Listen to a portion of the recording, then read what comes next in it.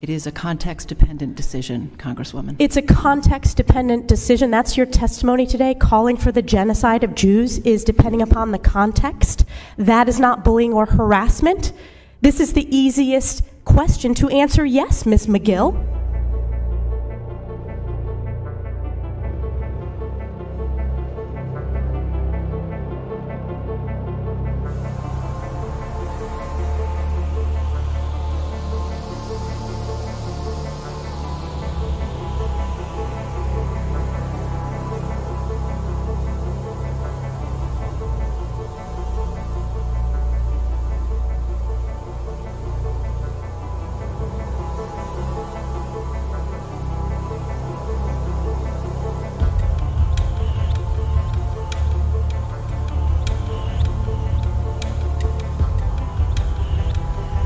Dr. Kornbluth, yes. At MIT, does calling for the genocide of Jews violate MIT's code of conduct or rules regarding bullying and harassment? Yes or no?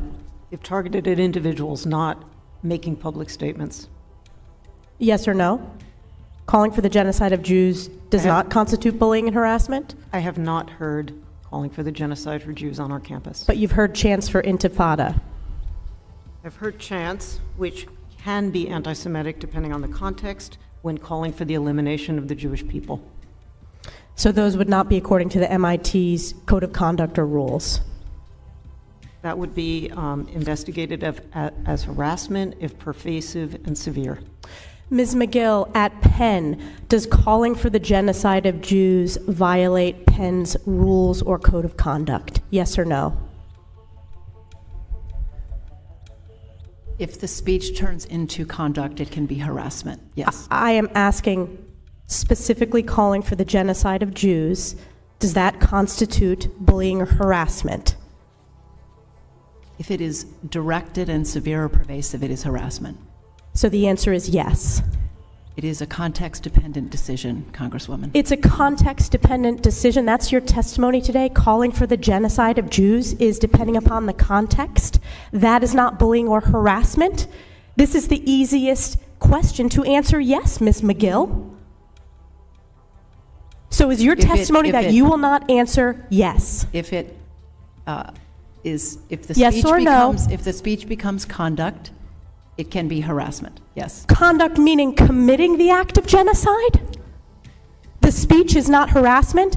This is unacceptable, Ms. McGill. I'm going to give you one more opportunity for the world to see your answer. Does calling for the genocide of Jews violate Penn's code of conduct when it comes to bullying and harassment? Yes or no?